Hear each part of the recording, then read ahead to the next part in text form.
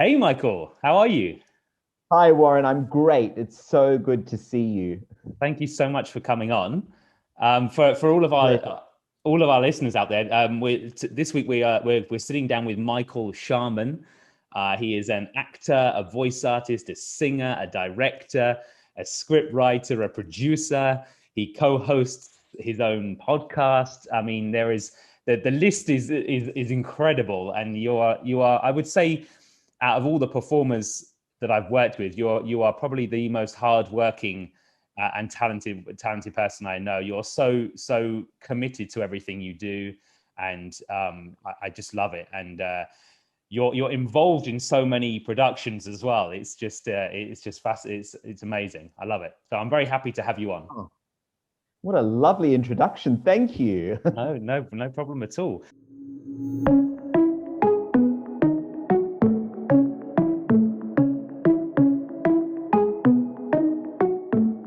I mean, it is incredible. Like I obviously Michael and I met in Hong Kong, and it was through a theatre company, and we were doing Jekyll and Hyde.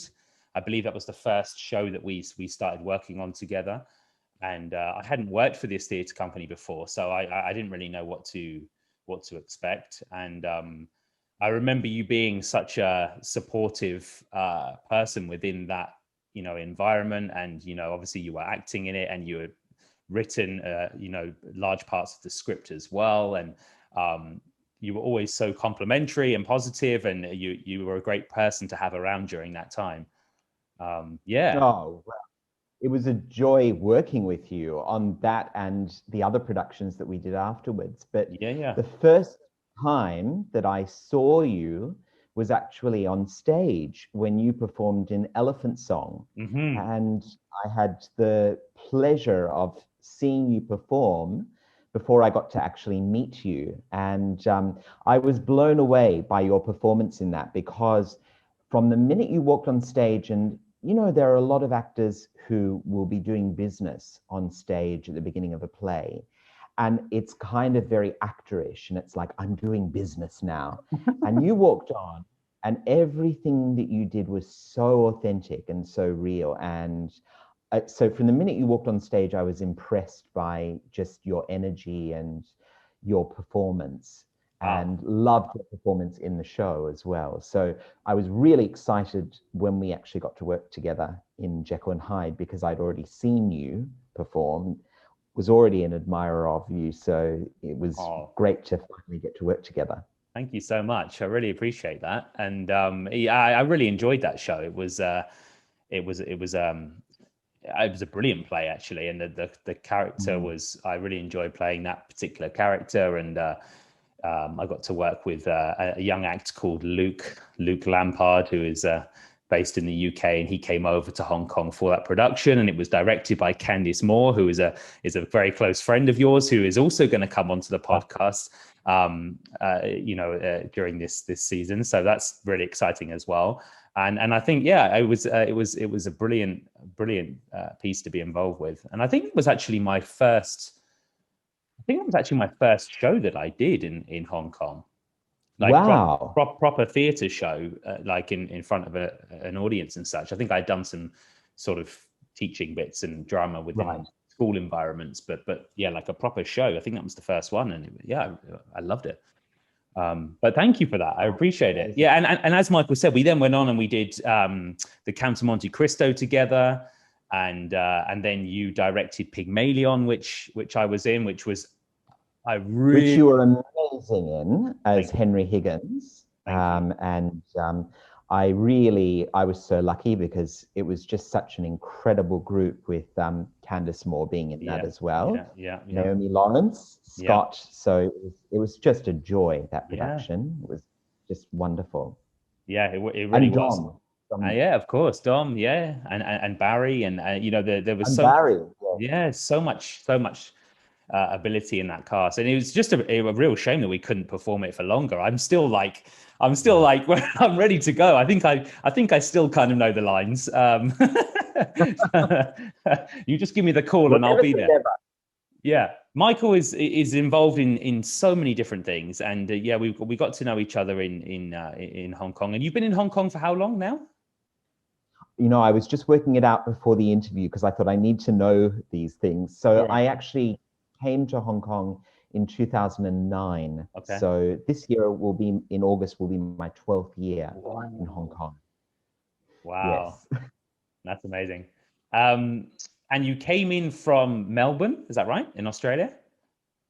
I'm from Melbourne originally, so Yeah. that was where I was born. But I Yeah. actually came in from New South Wales, Okay. Okay. from the northern rivers of New South Wales, because I had gone up there to study acting, because I'd studied dance, I'd studied music, but I'd never studied acting seriously. And so I went to the Conservatorium in New South Wales and went and studied acting for stage and screen, and then started to get bits of work, and that was where I was living just before I came to Hong Kong.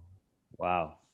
And then, so you and you were you were studying at that time. Had you done any actual work at that point, or was it just you were training and then you came straight to Hong Kong? Yes, I had. In fact, I'd even from when I was in dance school, I'd done different shows, Yeah. and so I was very lucky because I got out of dance school and then started to work professionally, which was amazing. Yeah. And then again, after I'd studied acting, I was getting little bits of um, jobs and doing small bits and pieces here and there.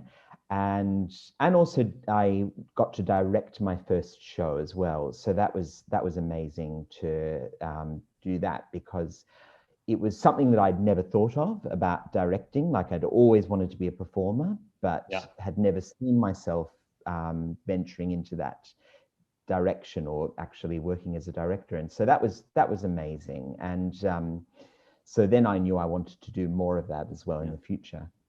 Nice, nice, nice. And how was that? How was that for you? Like moving from Australia to Hong Kong and having to, I presume you didn't know so many people when you arrived in Hong Kong, or maybe you did. I don't know. You can tell us. But I know for me, when I first moved to Hong Kong, it took me a good 9 months to a year before I started to feel comfortable, like with the culture, with finding out about work opportunities, about meeting other creators like yourself and various other people. And that first year for me was a little bit. I wasn't really sure how long I was going to stay for, what direction I was going to go in, whether I was going to teach English or whether I was going to, I don't know, like sell things on the street, or I genuinely had no idea. So yeah, how was that for you that time? I was lucky because my sister lived here. Okay. So having family here Mhm. was a lot easier. And she was the person who encouraged me to come to Hong Kong because, I was doing things in Australia, but she said, you really should think about coming to Hong Kong. And that was not an idea that I had ever sort of had, in my foreseeable future, or kind of imagined that I would actually move to Asia. Right. And I'd always seen myself growing my career sort of in Australia, and hadn't seen myself kind of leaving Australia and coming to Hong Kong at all. No. And she said, why don't you come to Hong Kong? And I was like, but what would I do in Hong Kong? And she said, perform. I was like, but are there performing Yeah. opportunities That's exactly how there? that's And exactly she what was, I was thinking as well. I had no idea yeah, about the art scene at all in Hong Kong. But yeah, sorry, anyway. no, no. And she said yes. And so she was involved with her husband at the time, because he had been involved in setting up a TIE company, which is theatre and education. Mhm. So I came for a holiday because I thought I want to see if I like it or not. I don't want to just move across to Hong Kong and then not actually want to be here and move straight back to Australia. So I came for a holiday and then I auditioned for the company. Yeah, And I got back to Australia and then found out I'd got the job. So then it was like, oh my God, this is real now. I am actually going to move to Hong Kong. amazing. so that was what happened. I packed up and left and came to Hong Kong and lived with my sister for the first few months before I found a place myself and moved out. And I think being in a TIE company, Theatre in Education, so for anyone who doesn't know what that is, it's basically educational theatre usually shows either in schools, or schools will come to a theatre and watch shows that either, I mean, one of the main aims of these shows was to just expose kids to the English language. And they always had themes like environmental themes or themes about bullying. So it was it was educational in other ways as well, but it was very much a focus of teaching kids how to speak English or letting them hear native English speakers. And how was that experience for you, working in schools and teaching young people where English was their second language? Did you come across any challenges with that, or was it plain sailing, or how did you adapt to that? Because I know for me, it was a completely different experience. I had done lots of theatre and education in the UK, but everyone that I worked with, had English as their first language. So I had this whole other skill I needed to try and, learn as I arrived into how to get your point across to someone that maybe doesn't speak English so well. And so how was that for you? How was that? Was it challenging or? Well, it was a great way to see Hong Kong, because when you're going into different schools, sometimes on Hong Kong Island, sometimes in Kowloon, sometimes in the New Territories, it's a great way to be able to hit the ground running and really get to know the place that you're going to be living. And on a day-to-day basis, it would be, we're going to be doing a show in the morning on Hong Kong Island, and then in the afternoon, we're going to be going to the New Territories. So So it was a real, and being able to see all kinds of schools and kids, sort of schools probably very close to the border of Hong Kong, to China. So it was a really good way to be able to actually learn about the education system here in Hong Kong and get to know sort of, I guess, the differences between, I guess, learning in Australia to learning for kids in Hong Kong in schools. So I learned a lot in that time, and also I think doing educational theatre is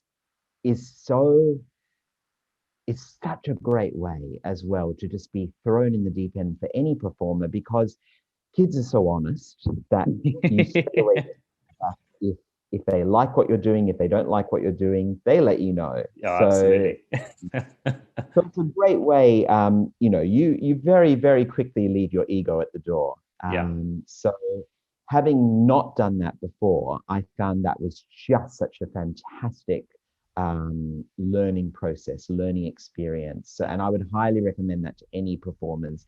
Do educational theatre. Yeah.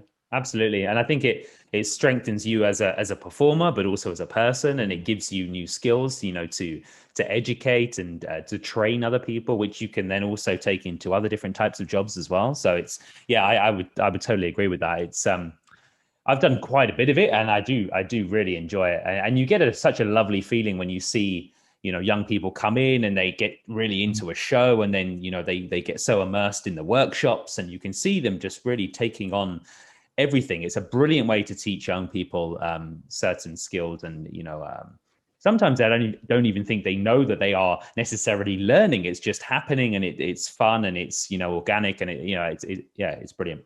It's brilliant. Yeah. So Michael, as I said before, he does so many different things.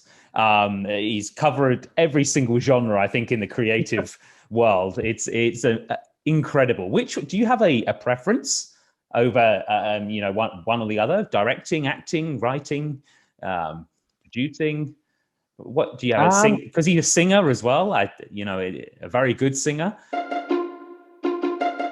Can you turn into a bear? I can turn into a hare. Can you turn into a moose? I can turn into a goose. Can you turn into a lamb? I can turn into a clam. Can you turn into a sloth? I can turn into a moth. Can you turn into a fox? I can turn into an ox. Can you turn into a hog? I can turn into a frog. Can you turn into a prawn? I can turn into a fork. Can you turn into a snail? I can turn into a whale. Can you turn into a bug? I can turn into a slug. Can you turn into a bat? I can turn into a gnat. Can you turn into an owl? I can turn into a fowl. Can you turn into a seal? I can turn into an eel. And we'll come on to talk a bit more about your company later, which you co-run or you co-own with your business partner. Yeah, do you have a preference? More and more, I think writing is my favorite thing to do. Definitely being a performer was kind of always the ambition, even from a young child. That was my dream to be on stage, to do film, to do TV.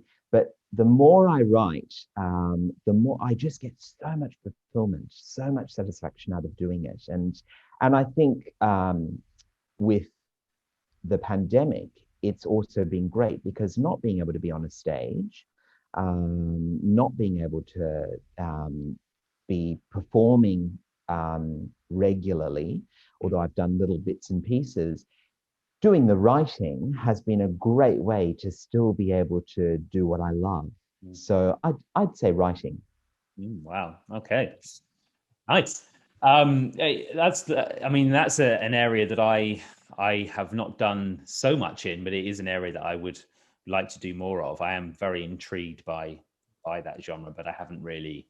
I've done a few little bits, but I haven't really had the opportunity as yet to do that. So that's cool. Very nice. Good. So if you couldn't be a creator, Michael, what would you do? If I took away that ability to, sing, dance, act, write, produce, make podcasts, nothing creative. What other skills? What other hidden skills do you have? I love to cook. I wouldn't say that I'm the best cook, but maybe that's something that I would become better just by doing it. So maybe a chef. When I was at school, I had always considered being a lawyer as well. And I have to say, one of the things that I really enjoyed, although it was a very short scene. I know what you're going to say, I think. Go on. Count of Monte Cristo. I got to play a lawyer in Count of Monte Cristo. The first time I'd ever played a lawyer. And so I always think to myself, the best thing about being an actor is that you get to play every dream role, every kind of, whether it's a policeman or a doctor. Yeah, you get to do everything, which is great. So I love that. I love that scene that we had together. It was a brilliant one. That me too. A lot of fun. And I think it got slightly more extreme as the run went along. But we definitely had some fun with that scene for sure. That's cool. Well, I again, the great thing about working with you in that show and also Jekyll and Hyde, although we didn't really have any scenes in Jekyll and Hyde, but kind of we did. And was the great thing I loved about that scene was that you kept it really fresh, and every day it was like, what's going to happen in the scene today? And the same with you. we were both playing a lot in that scene. That's why I enjoyed it so much. I get bored is not the right word, but I always want to have something a little different in a show or in a scene. If it's the same all the time, I feel like I'm losing that energy a little bit. So it's really nice to play with someone that's prepared to do that as well. It makes it a lot of fun. So yeah, it was good scene. Cool. Let's talk about your company then. So Golden Voice Entertainment. Have I got that right? That's right. You have. Yeah. Very good. I've done my research. Nice. So what inspired the development of the company, and why did you want to do that? Well, I met Sandra, Yeah. who is also from Australia. So Yeah. Sandra Waters, and we had never met in Australia, even though probably our paths had crossed because she had worked. She had been in Neighbours. I'd been in Neighbours. We'd done sort of a lot of we kind of had been in the same circles, but never actually met until we met in Hong Kong at a breast cancer fundraiser. Okay. And I was blown away by her performance. And she said very nice, flattering things about me afterwards as well. So after that, we really wanted to work together. And I had a show that I had been planning. And so I asked her if she wanted to be part of it, and she did. So we did that, which was called Swing Time. And it was a tribute to Judy Garland, Frank Sinatra, Dean Martin. And through that, we really enjoyed working together. And that was where the idea of actually starting a company came about. So then we set up Golden Voice Entertainment, and our focus was really just to be able to do professional theatre, because we really saw that there was an opportunity to be actually creating theatre that people were getting paid to do what they love, and also to be focusing at that stage. Our focus was really on musical theatre and cabaret. And so we started off, getting gigs for weddings and birthday parties and all kinds of different events and corporations. And that was amazing. And then slowly things evolved. I got to produce and write my first musical through Golden Voice Entertainment. Nice. Audition. So I mean, so many years later, we've achieved so much, and we're still going.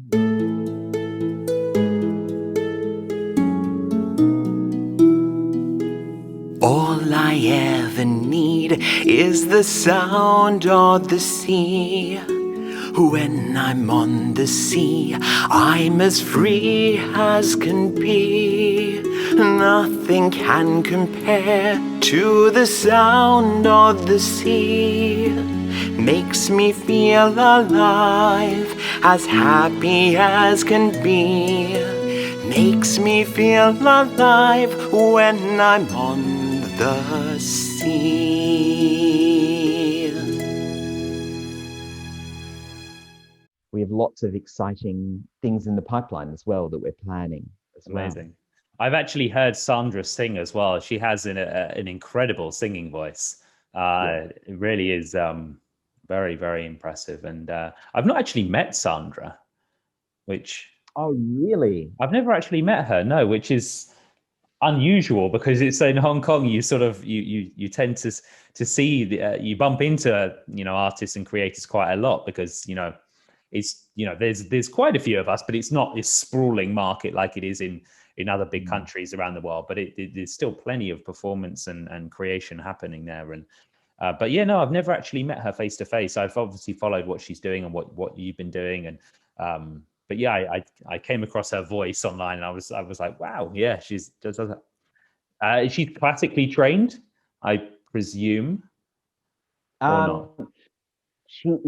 Yes, I mean, she basically, and she's an incredible dancer as well. So she won awards for her tap dancing. Oh, wow. But yes, I mean, again, in Melbourne, she studied, the triple, to be a triple threat. So she was doing lots of singing, dancing, acting. And she was actually on a show, which in Australia, it was very famous. It's called Young Talentine. And a few stars who've gone on, who people might know of, such as Dannii Minogue, Kylie Minogue's sister. I'm familiar with her, yeah. Wow.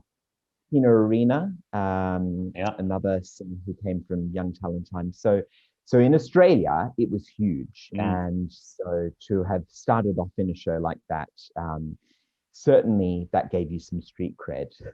Yeah, for sure. Wow. Okay, so you're predominantly cabaret and musical theatre is the genre that you guys are creating. Are you considering doing any straight plays as well without singing, or is it? I know that you guys love musicals and singing, and but yeah, I'm interested to know if there are any thoughts for straight theatre as well in the future. I mean, we've always been open to kind of just taking on or doing anything, and sometimes it's dictated by what clients want. Sure. But we did get the opportunity to collaborate with Sweet and Sour Productions. So we talked before about Candice Moore. Yep. And so we worked with Sweet and Sour Productions on a play that I wrote about Judy Garland. Which I came to watch, and it was amazing. You did? Yeah. Oh, thank you. Thank you. Lions, Typhoons and Judy or My. And so we co-produced that, and that was kind of our first venture into doing it. Although it still had songs in it, I would say primarily that was a play that had songs in it rather than it being a musical. Mm-hmm. So yeah, I would say we'd never say no. Nice, I like it. Cool. So how I'm asking this question to everyone that's coming on. How has 2020 / the beginning of 2021 been for you as a creator, as a producer, a performer? Has it taken a toll? Has it had an impact? Have you managed to work around the restrictions that have been put in place? I know Hong Kong it's been very up and down in terms of, the restrictions over there with wonderful COVID. Please sense the sarcasm there. So how has that affected you over this time? Oh, I mean, in so many ways. I mean, I think partly being cut off from family and just not knowing when borders are going to open, when I'll be able to see family in Australia again. And I keep looking at my ticket, which has now been, it went from, I had to use it at the end of last year, to then it being moved to the beginning of this year, so February 21, to now, when I go online, they've actually extended it to 22, so 2022. Yes, which in one way, it's great. It's so good that the airline is actually, they haven't cancelled it, that I've still got a valid ticket that I could use. Mm-hmm. But the fact that they keep extending the deadline, it also makes me think, well, what do they know that I don't know? It's like... Gosh, that is slightly concerning, yeah. To me is just one kind of, part of sort of, and I think it's just the unknown. And I think that's what a lot of people feel at the moment. It's just that there's no certainty as to when the vaccine is going to become readily available that people can use. There's no certainty in Hong Kong as to when theatres are going to reopen. So it just makes planning very difficult. And while I would say that I think I've been very lucky because I have been able to continue to work during this pandemic. Absolutely, I've lost jobs and there's been things that have had to be cancelled. I have been able to continue to earn an income, and I'm very grateful for that. And I've been able to continue to write. So creatively, I feel fulfilled in that way, because I've been able to continue to write, and I've got lots of ideas for projects for the future. So I'm very excited about getting those off the ground once things do start to return to normal. But yeah, I would definitely say I think the unknown is probably the most difficult thing to deal with, and just trying to stay optimistic about that and say, well, it's uncertain times, but then in life, nothing is certain. So it's just dealing with that on a bigger level and just being able to cope with it. Mm-hmm. Yeah. Okay.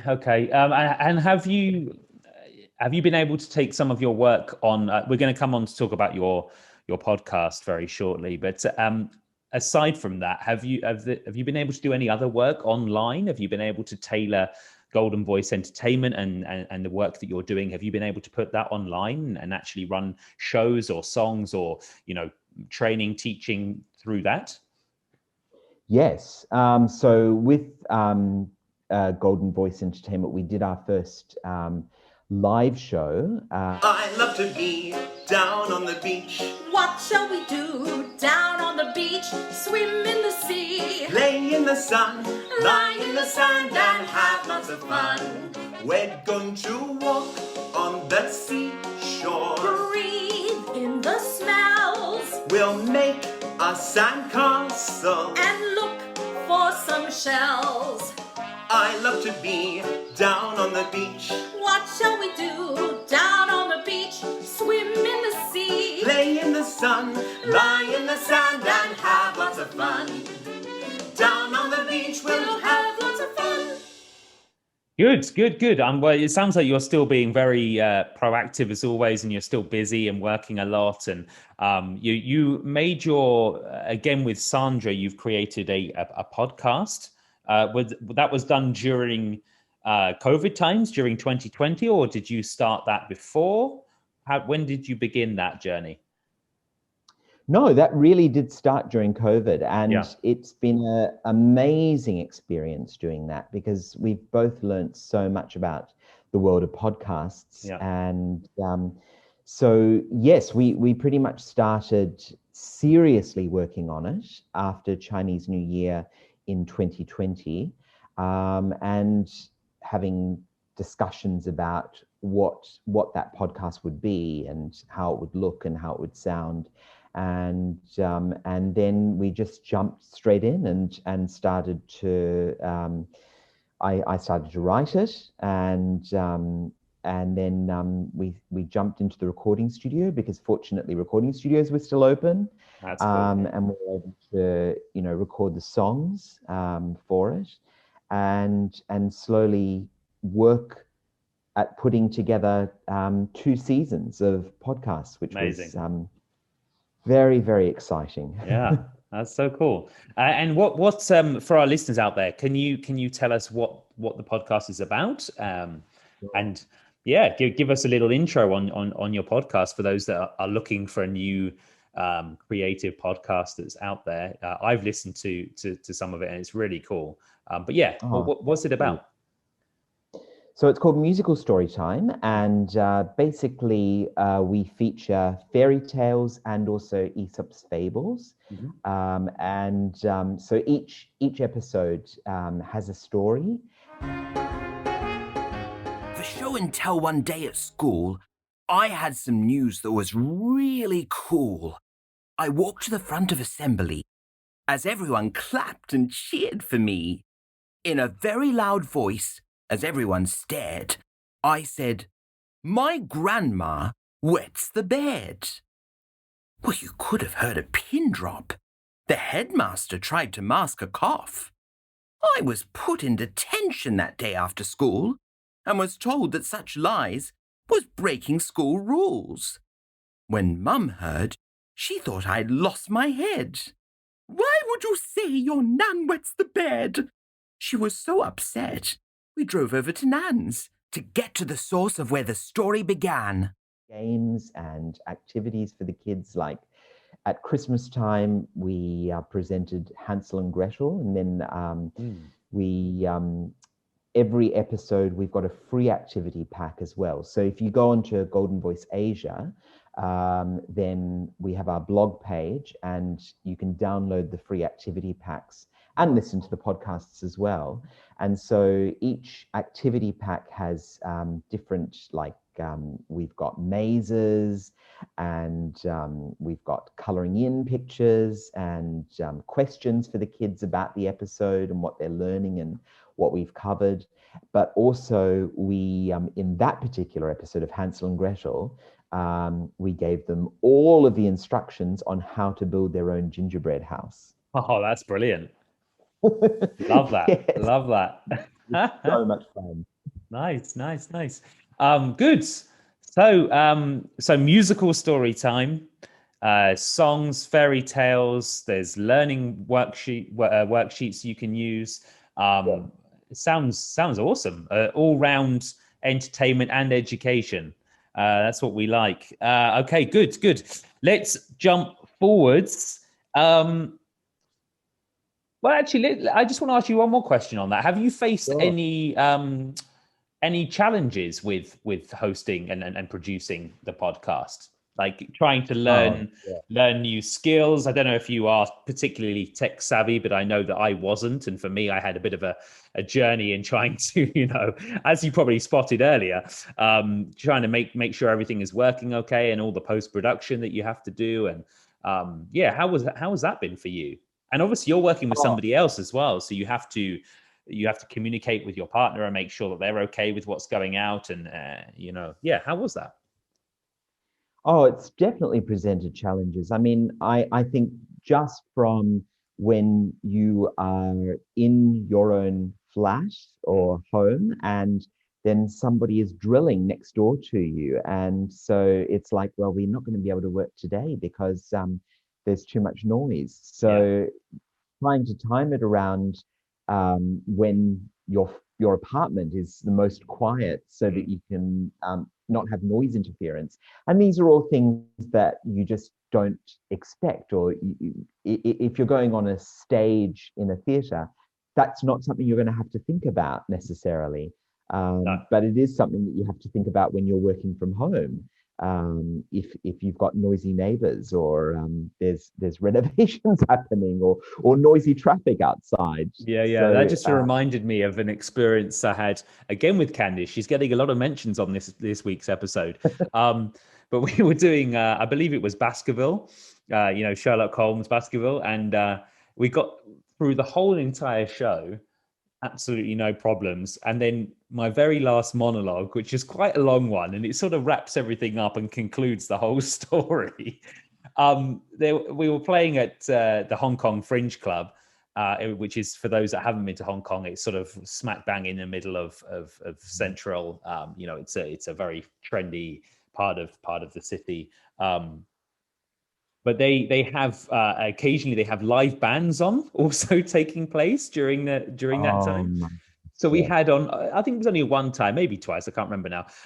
But mid monologue, they started drumming, playing the guitar really loudly, and I just remember looking out, and all the audience was sort of like, "Is that part of the show? That's an unusual choice. What's going on here?" I was like, "I'm just going to ignore it.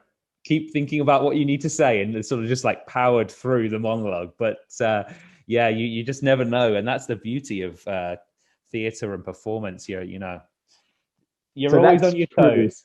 There can be noise in theatres as well. You're absolutely right. Occasionally, that was a rare occasion, but it does, even in the theatre, it does happen sometimes. Even in the theatre, it can happen. Wow. All right, let's move on. So could you give us a few highlights of your life journey up to this point, Michael? It doesn't have to be based on work. It could be, that you've climbed a mountain that you are proud of, or you learned a new dance routine, or I don't know. In my case, I kissed a giraffe, which I've used on another episode as well. And that is still a big one for me. I'm still slightly scarred. But yeah, so do you have any of these sort of like big monumental moments that you're proud of, or that have really sort of struck a chord with you?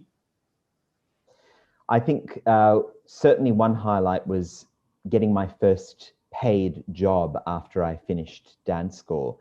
And I was still studying, and we had to audition for this show that was coming up. And basically they cast me, and it was a very Australiana show. So it was, we have these very, very colonial songs in Australia, like Waltzing Matilda and the Rybuck Shear. And as a kid, you kind of cringe sometimes when you hear these songs because they are so Australian.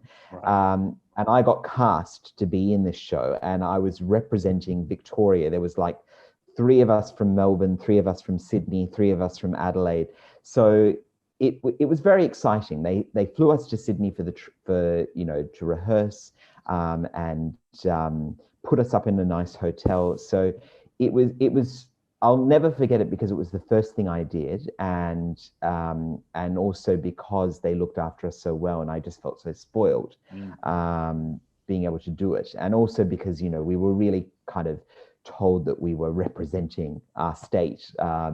So I felt very proud of that as well. And it's something that I still look back on very fondly. And I guess in recent years, it was writing my first musical auditions and then taking it to the Edinburgh Fringe Festival. Nice. And that was just an amazing experience because we didn't really know anyone in Edinburgh. And we had so many things against us because we weren't playing in one of the bigger theatres. And if you are playing in one of the, they have like the top 5 venues. And if you're playing in one of those theatres, you get a lot of extra free publicity. You get to go in a free magazine and you get to be on billboards. And so we really did what they told us to do. We attended a seminar about, you know, how to get your show noticed. And they said every day, be pounding that pavement, be handing out flyers to people. And we did. And so by the end of the festival, we were sold out. And that was just an amazing experience and one I'll never forget. Oh, I love it. I've been to Edinburgh Fringe only once, actually, which is surprising. But it's a great experience up there. I wasn't performing. I just went up to see some of the other shows and get a feel for the atmosphere. And it's amazing though, it's isn't a it? great festival to be. I would love to have performed in it, actually. I was close to doing a show, still can. Well, yes. Post Corona, maybe. Pygmalion there. Yeah. Oh yeah.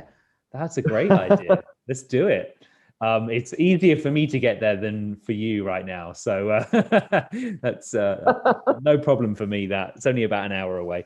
Cool. All right. A few more things, Michael, before we wrap up, because I know you're a busy man. Tell us where people can reach out to you if they would like to say hi, say how much they like your shirt, praise you for the wonderful work you've been doing. Yeah. I mean, I'm going to put all of these links, as I always do, in the bio, not in the bio, in the description for the podcast. But yeah, how can people get in touch with you? Oh, they're more than welcome to add me on Facebook. And I will reach out if they send me a message, then I'll be very happy to chat with them. I'm a huge Instagram fan, so they're more than welcome to find me on Instagram. I'm Michael_Sharmon. Okay. So they can absolutely send me a message on Instagram or add me, and I'll be very happy once again to chat to them. Awesome. Good stuff. All right, let's get on with it then, Michael. Let's play our game, a bit of Would You Rather before we wrap up. 5 questions. Don't give it too much thought. The first thing that pops into your head. Are you ready to go?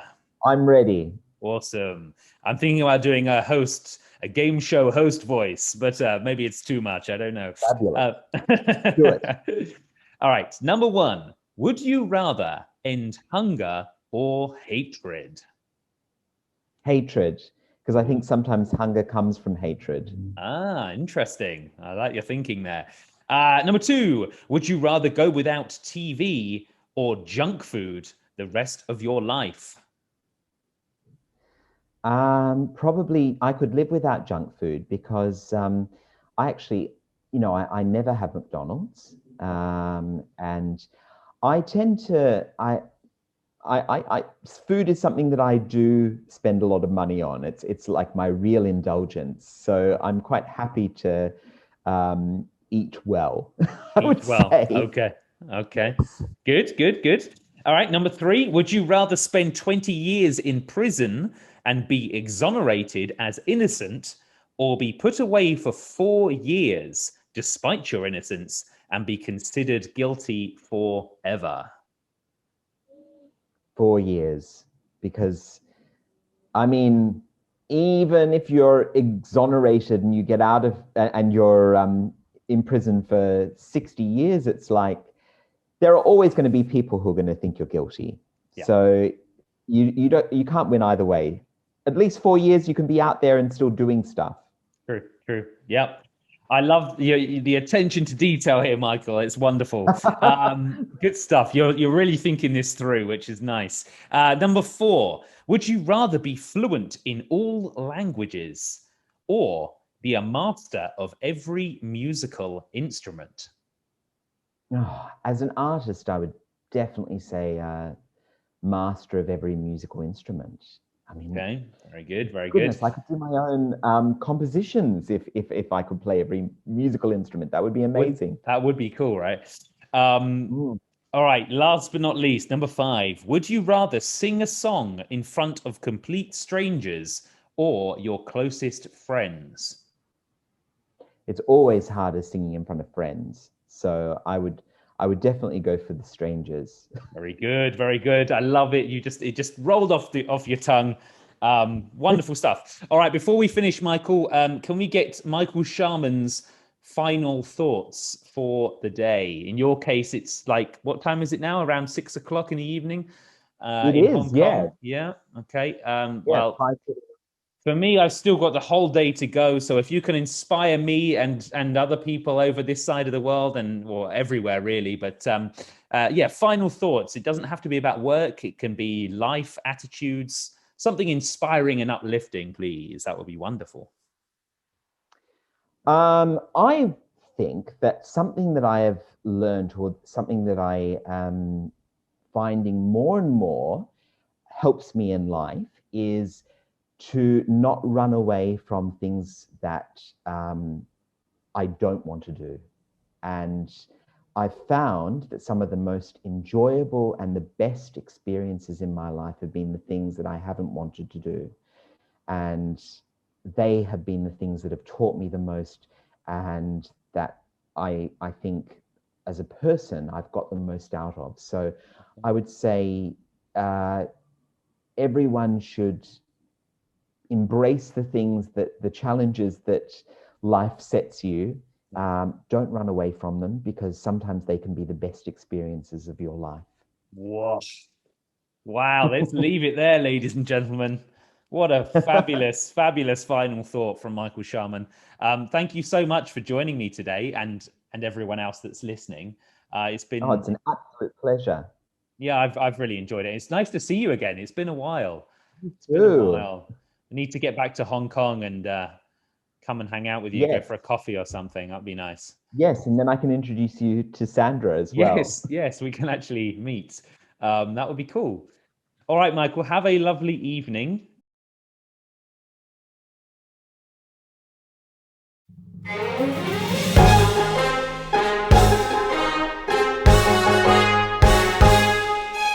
Come, join the big celebration. It's for the Princess of Eyre. Have you got your invitation, as all should be there? There is a big celebration. It will be something to see, and right across the whole nation will honor beauty. Clean the silver, Clean the glass, scrub the pots and pans. let us make a scrumptious feast, The greatest in the land. Come, join the big celebration. It's for the Princess of Eyre. Have you got your invitation, as all should be there? There is a big celebration. It will be something to see, and right across the whole nation we'll all